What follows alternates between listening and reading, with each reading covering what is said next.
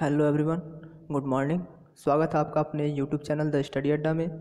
दोस्तों, आज की वीडियो में हम आपको 9 सितंबर 2020 के करंट अफेयर कराने वाले हैं, जो सभी प्रतियोगी परीक्षाओं के लिए अमृत साबित हो सकता है। तो पूरा वीडियो बिना स्किप किए एंड तक देखें, और अगर आप मेरे चैनल पर नए हैं तो चैनल को सब्सक्राइब करके बेल आइकन प्रेस कर दें, जिससे मेरे वीडियो के सारे नोटिफिकेशन आपको मिलते रहें। तो दोस्तों, चलिए वीडियो को स्टार्ट करते हैं। आज का क्वेश्चन है, वोडाफोन और आइडिया कंपनी ने हाल ही में मिलकर कंपनी को क्या नाम रखा है? तो इसका सही आंसर है वीआई। वोडाफोन की स्थापना 16 सितंबर 1991 को हुई थी। इसका मुख्यालय लंदन में है। इसके सीईओ निक रीड है। वोडाफोन आइडिया ने नया ब्रांड वीआई को लॉन्च किया है। सुप्रीम कोर्ट ने वोडाफोन आइडिया लिमिटेड को समायोजित सकल आय एजीआर के बकाये को चुकाने के लिए 10 साल का समय दिया है। नेक्स्ट क्वेश्चन, विश्व साक्षरता दिवस निम्न में से किस दिन मनाया जाता है? तो इसका सही आंसर है 8 सितंबर। नेक्स्ट क्वेश्चन, निम्न में से कौन सा देश हाइपरसोनिक प्रौद्योगिकी निर्देशक यान तैयार करने वाला दुनिया का चौथा देश बन गया है? तो इसका सही आंसर है भारत। भारत ने स्वदेश में विकसित हाइपरसोनिक प्रौद्योगिकी निर्देशक यान का सफल प्रायोगिक उड़ान परीक्षण किया है। इससे भविष्य में लंबी दूरी तक मार करने वाली मिसाइल प्रणाली और हवाई रक्षा प्रणाली को मजबूत मिलने की उम्मीद है। HSTDV को रक्षा अनुसंधान एवं विकास संगठन DRDO ने विकसित किया है, जो हाइपरसोनिक प्रणोदक प्रौद्योगिकी पर आधारित है। भारत अगली पीढ़ी के हाइपरसोनिक क्रूज मिसाइल विकसित करने की तकनीक हासिल करने वाले दुनिया का चौथा देश बन गया है। अभी तक यह तकनीक सिर्फ अमेरिका, रूस और चीन के पास ही थी। नेक्स्ट क्वेश्चन, भारत के किस रेडियो खगोल विज्ञान के जनक का महाराष्ट्र के पुणे में निधन हो गया है? तो इसका सही आंसर है डॉक्टर गोविंद स्वरूप। भारत के रेडियो खगोल विज्ञान के जनक डॉक्टर गोविंद स्वरूप का महाराष्ट्र के पुणे में निधन हो गया है। वे 91 वर्ष के थे। डॉक्टर गोविंद स्वरूप को रेडियो खगोल विज्ञान में फ्रंटलाइन अनुसंधान के लिए सरल, नवीन और शक्तिशाली अवलोकन सुविधाओं के निर्माण में उनकी उत्कृष्ट उपलब्धियों के लिए भी जाना जाता है। उन्हें पद्मश्री, डॉक्टर शांति स्वरूप भटनागर पुरस्कार, HK फिरोदिया पुरस्कार और कई अंतर्राष्ट्रीय पुरस्कारों से सम्मानित किया गया है।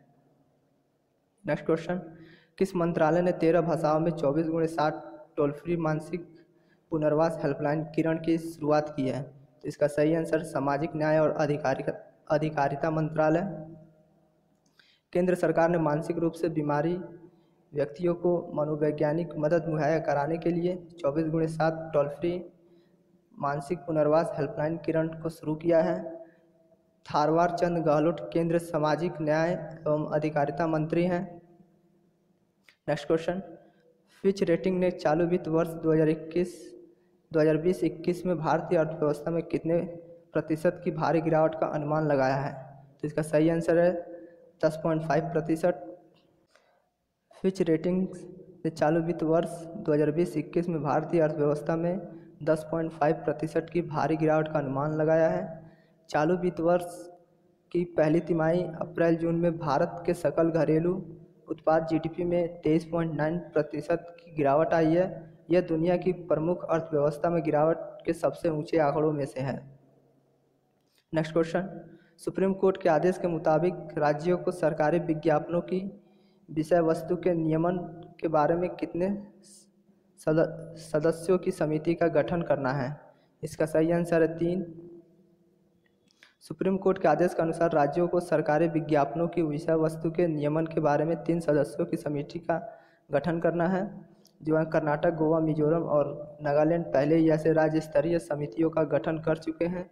छत्तीसगढ़ सरकार ने ऐसी समिति गठित करने की सहमति दे दी है। नेक्स्ट क्वेश्चन, दिल्ली उच्च न्यायालय ने केंद्र सरकार को असम राइफल के लिए दोहरी नियंत्रण संरचना को समाप्त करने अथवा उसे बनाए रखने को लेकर निर्णय लेने हेतु कितने सप्ताह का समय दिया है? तो इसका सही आंसर है 12 सप्ताह। वर्तमान में असम राइफल का नियंत्रण गृह मंत्रालय तथा रक्षा मंत्रालय द्वारा संयुक्त रूप से किया जाता है। असम राइफल गृह मंत्रालय के प्रशासनिक नियंत्रण के तहत आने वाले केंद्रीय सशस्त्र पुलिस बलों में से एक है। असम राइफल का गठन वर्ष 1835 में कछार लेवी नामक एक एकल सैन्य बल के रूप में पूर्वोत्तर भारत में शांति स्थापित करने के उद्देश्य से किया गया था।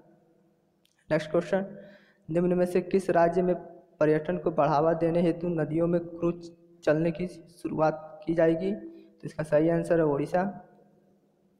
कोरोना संकट के दौरान उड़ीसा में पर्यटन को बढ़ावा देने के लिए उड़ीसा सरकार ने राज्य पर्यटन विभाग को सार्वजनिक निजी भागीदारी यानी पीपी के तहत चुनिंदा नदियों में क्रूज चलाने के निर्देश दिए गए हैं। पर्यटन सचिव वीके देव ने कहा कि महानदी, चिल्का झील और डंगमाला आरक्षित वन के जलमार्ग में क्रूज सर्किट का निर्माण किया जाएगा। उड़ीसा राज्य, उड़ीसा की स्थापना 1 अप्रैल 1936 को हुई थी। इसकी राजधानी भुवनेश्वर है। मुख्यमंत्री नवीन पटनायक हैं। गवर्नर गणेशी लाल हैं। मुख्य न्यायाधीश मोहम्मद रफ़ीक। राजकीय पशु सांबर हैं। राजकीय पक्षी इंडियन रोलर हैं। राजकीय वृक्ष अशोक हैं। उड़ीसा की लोकसभा सीट 21 है। राज्यसभा सीट 10, विधानसभा सीट 147। चिल्का झील उड़ीसा प्रदेश के समुद्री अप्रवाही जल में बनी एक झील है। यह भारत की सबसे बड़ी एवं विश्व की दूसरी सबसे बड़ी झील है। भारत का सबसे लंबा बांध हीराकुंड बांध है। यह उड़ीसा के महानदी पर स्थित है। अब्दुल कलाम द्वीप, व्हीलर द्वीप, यह भी उड़ीसा के तट पर स्थित है। नेक्स्ट क्वेश्चन, किस राज्य सरकार ने वाटरशेड परियोजना शुरू की है? तो इसका सही आंसर है कर्नाटक।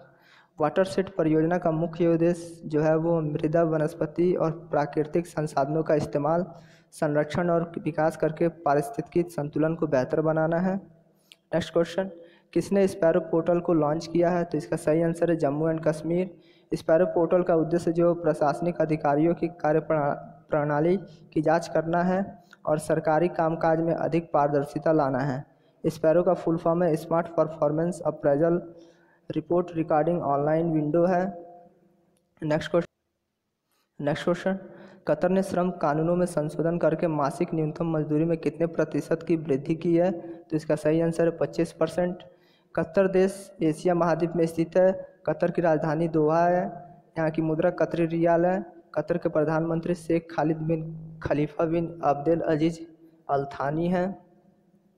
नेक्स्ट क्वेश्चन, किस देश ने G20 शिक्षा मंत्रियों की बैठक की अध्यक्षता की है? तो इसका सही आंसर है सऊदी अरब। भारत की तरफ से इस बैठक का प्रतिनिधित्व केंद्रीय शिक्षा मंत्री रमेश पोखरियाल निशंक ने किया है। G20 9 देशों और यूरोपियन संघ का समूह है। इसकी स्थापना 26 सितंबर 1999 को हुई थी। भारत G20 का हिस्सा है। Next question, federation of automobile dealers association के नए अध्यक्ष कौन नियुक्त किए गए हैं? तो इसका सही आंसर है विंकेश गुलाटी। विंकेश गुलाटी आशीष हर्षराज कट्ठा का स्थान लेंगे। फाडा की स्थापना 1964 में हुई थी। इसका मुख्यालय नई दिल्ली में है और फाडा का full form federation of automobile dealers association है। नेक्स्ट क्वेश्चन, ऑस्ट्रेलिया सरकार ने भारत के साथ व्यापार को आगे बढ़ाने के लिए किसे व्यापार प्रतिनिधि नियुक्त किया है? तो इसका सही आंसर है मैथ्यू हैडन और लीला सिंह दोनों को। तो मैथ्यू हैडन ऑस्ट्रेलिया के पूर्व क्रिकेटर हैं और लीला सिंह ऑस्ट्रेलिया में भारतीय मूल की राजनेता हैं। ऑस्ट्रेलिया की राजधानी कैनबरा है और वहाँ के प्रधानमंत्री स्कॉट मॉरिसन है और मुद्रा डॉलर है। Next question, the Commonwealth of cricket पुस्तक किसने लिखी है? तो इसका सही आंसर है रामचंद्र गुहा है। ये एक भारतीय राइटर हैं। नेक्स्ट क्वेश्चन, किसने product design company kaleidoscope innovation का अधिग्रहण किया है? तो इसके सही आंसर है इन्फोसिस ने। इन्फोसिस भारत की सबसे बड़ी कंपनियों में से एक है। इसका मुख्यालय बेंगलुरु में है। इसके अध्यक्ष नंदन नीलेकनी है और MD एंड CEO सलील पारेख हैं। नेक्स्ट क्वेश्चन, कौन सा देश निजी क्षेत्र के लिए पितृत्व अवकाश देने वाला पहला अरब देश बन गया है? तो इसका सही आंसर है UAE। पहले सिर्फ मातृत्व अवकाश दिया जाता था, मतलब बच्चों की देखभाल के लिए सिर्फ माँ को ही अवकाश दिया जाता था, लेकिन UAE दुनिया में पहला देश है जिसने पितृत्व मतलब बच्चों की देखभाल के लिए पिता को भी अवकाश देगा। UAE शहर दुबई में अंतर्राष्ट्रीय क्रिकेट परिषद का मुख्यालय है। इसी देश में दुनिया की सबसे ऊंची इमारत बुर्ज खलीफा है जो 882.9 मीटर है। नेक्स्ट क्वेश्चन, निर्देशक जेरी मेंजल का निधन हुआ है। यह किस सम्मान से सम्मानित थे? तो इसका सही आंसर है ऑस्कर पुरस्कार। नेक्स्ट क्वेश्चन, भारत सरकार के किस मंत्रालय को स्कॉच गोल्ड अवार्ड मिला है? तो इसका सही आंसर है जनजातीय कार्य मंत्रालय। जनजातीय कार्य मंत्रालय ड्यूटी के माध्यम से छात्रवृत्ति देने और आदिवासियों के सशक्तिकरण के लिए स्कॉच गोल्ड अवार्ड मिला है। 66वें स्कॉच 2020 प्रतियोगिता में डिजिटल गवर्नेंस के माध्यम से कोविड-19 मुकाबला कर रहा भारत का विषय था। तो वीडियो अगर अच्छा लगा हो तो लाइक और कमेंट जरूर कर दें और सब्सक्राइब करना ना भूलें।